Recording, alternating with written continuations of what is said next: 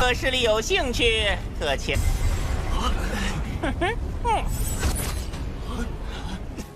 其他人，出入违者，是给我老守浩光。根据浩光城兄弟们，此处还真有一，起码是外界的武。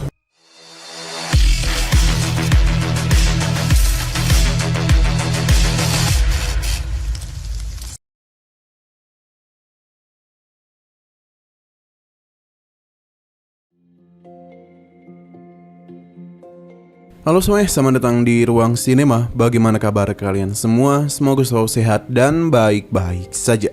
Sesuai jadwal, jadi pada hari ini kita akan kembali melanjutkan series Donghua Martial Master episode terbaru, yang mana ini adalah episode yang ke-629. Bagi yang baru bergabung dan series ini, kita sudah sediakan playlistnya.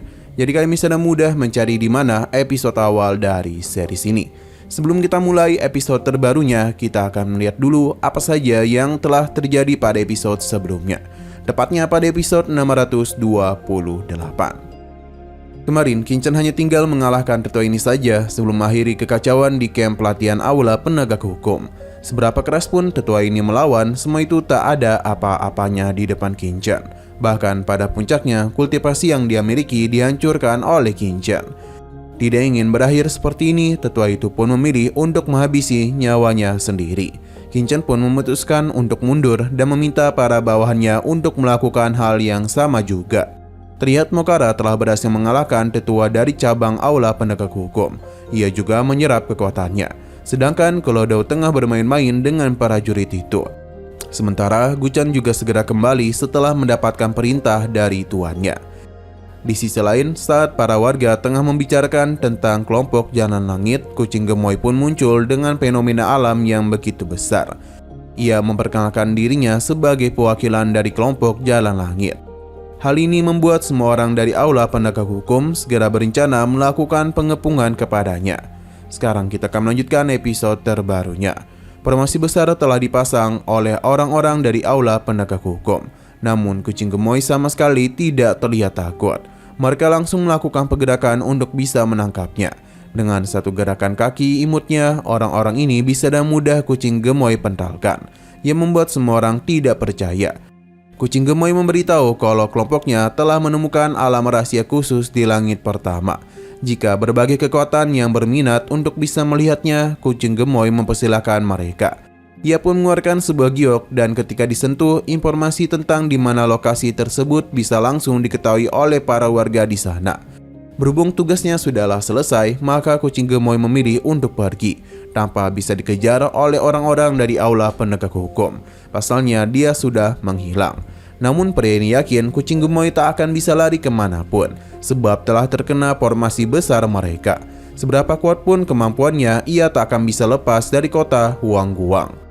Pria ini meminta untuk memanggil Tuan Ansu kemari, sedangkan anggota sisanya akan melakukan penggeledahan di seluruh kota, sebab dia yakin kucing gemoy pasti bersembunyi di sini.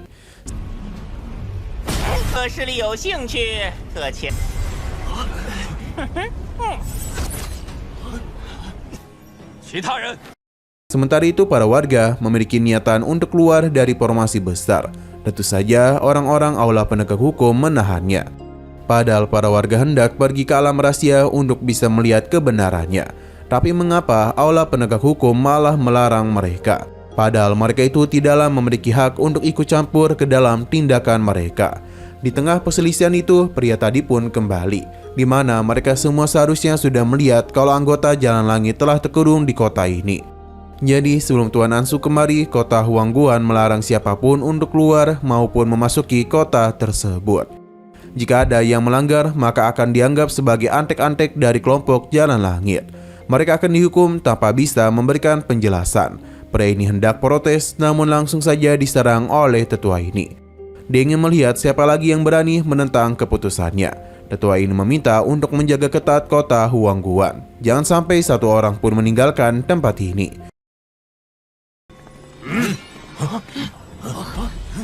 出入违者，是给我老守浩光。Ternyata benar, kucing gemoy masihlah berada di kota itu. Ia terlihat cukup mageran karena formasi rongsokan ini berani digunakan untuk menghalanginya. Ia merasa zaman sudahlah berubah. Ia yang dulu adalah kaisar yang tertinggi dari 9 langit dan 10 bumi malah disuruh melakukan hal seperti ini. Tentu itu sangatlah memalukan baginya. Berpindah ke sisi lain, di mana bawahan dari Tuan Ansu kemari untuk memberikan sebuah informasi penting dari kota Huangguang. Tuan Ansu segera membaca pesan itu, yang mana dia cukup terkejut karena kota Huangguang telah berhasil menahan salah satu dari anggota kelompok Jalan Langit. Namun dia cukup kaget karena lokasi alam rahasia yang disebarluaskan oleh Jalan Langit merupakan kem latihan elit dari aula penegak hukumnya. Ia pun menjadi sangat panik karena hal buruk sepertinya telah terjadi pada kemnya. Berpindah ke sisi lain, di mana orang-orang yang sudah mendapatkan informasi dari kelompok Jalan Langit sudah berhasil tiba dan membenarkan adanya sebuah alam rahasia di sini. Energi langit dan bumi di sana juga sangatlah pekat, yang sangatlah bagus untuk memperkuat kultivasi mereka. Setidaknya tempat ini memiliki energi spiritual 5 kali lebih besar dibandingkan dunia luar. Mereka pun bingung mengapa tanah suci itu tidak pernah terdengar sebelumnya. Ini sangatlah wajar karena bagaimanapun tempat ini dijaga ketat oleh aula penegak hukum. Mereka mencoba untuk melihat-lihat, namun malah melihat para murid dari aula penegak hukum yang sebelumnya telah dihajar oleh Qin Zhan. 根据浩光城兄弟们，此处还真有一。起码是外界的武，这是。 Ini tentu saja membuat mereka sangat terkejut dengan apa yang terjadi. Tapi mereka mulai mengingat kalau aula penegak hukum memiliki alam rahasia terbaik di wilayah Hu. Tempat itu secara khusus melatih para pemimpin berikutnya. Ternyata para murid itu masihlah hidup, namun kultivasi mereka telah dihancurkan. Sesaat kemudian sebuah portal pun muncul, yang mana itu adalah kedatangan dari Tuan Ansu. Baru saja tiba, ia terlihat begitu murka, ditambah melihat para muridnya yang bernasib seperti ini.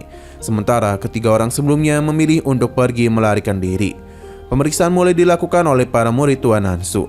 Sudah tidak ada lagi yang bisa mereka lakukan, pasalnya semua murid yang ada di sini telah kehilangan seluruh kultivasi mereka. Nyawa mereka memang selamat, tapi dengan hancurnya kultivasi itu, maka semua murid elit sudah tak berguna lagi. Tidak hanya itu, namun 3 Martial Emperor tahap menengah yang menjaga tempat ini takutnya telah meninggoy. Tuan Ansu pun mengutuk kelompok Jalan Langit dan dia berjanji dirinya tidak akan pernah berhenti sebelum mereka semua mati di tangannya. Ledakan kekuatan yang Tuan Ansu lakukan membuat ketiga murid itu ketakutan. Tapi ia tidaklah memiliki niatan untuk mengejar mereka. Karena yang terpenting mereka harus menjaga tempat ini. Sementara yang lainnya akan ikut pergi ke kota Huangguan bersamanya. 包括驻守此地的3大忠，还需的天道组织。其余人跟本座去。 Karena mereka harus menangkap orang tersebut dan melakukan penyiksaan kepadanya. Dengan begitulah ia bisa puas. Tuan Ansu pun pergi dan episode hari ini pun harus bersambung dulu. Namun sebelum kita akhiri, seperti biasa kita akan melihat preview bagian selanjutnya. Tuan Ansu telah sampai di kota Huangguan, namun tidaklah dapat merasakan kehadiran dari anggota Jalan Langit. Ini tentu saja membuatnya marah karena mengira kalau bawahannya itu berusaha untuk menipunya. Ia memberitahu kalau orang ini telah menghilang dan area tersebut masih dalam keadaan terkunci. Ia mengajak para bawahannya untuk menyerang poster depan Kekaisaran Xuan Yuan di kota Huangguang. Sepertinya tetua ini berpikir kalau kelompok Jalan Langit adalah orang-orang dari Kekaisaran Xuan Yuan.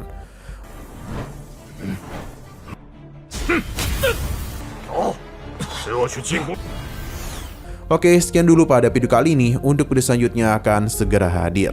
Jadi bagi kalian yang ingin mengikuti series ini, langsung saja klik subscribe dan aktifkan loncengnya. Terima kasih yang sudah menonton video sampai habis. Jika kalian suka pada video ini, klik like dan share ke teman-teman kalian tentang channel ini. Dan ditunggu aja kelanjutannya. Oke, sampai jumpa di video selanjutnya.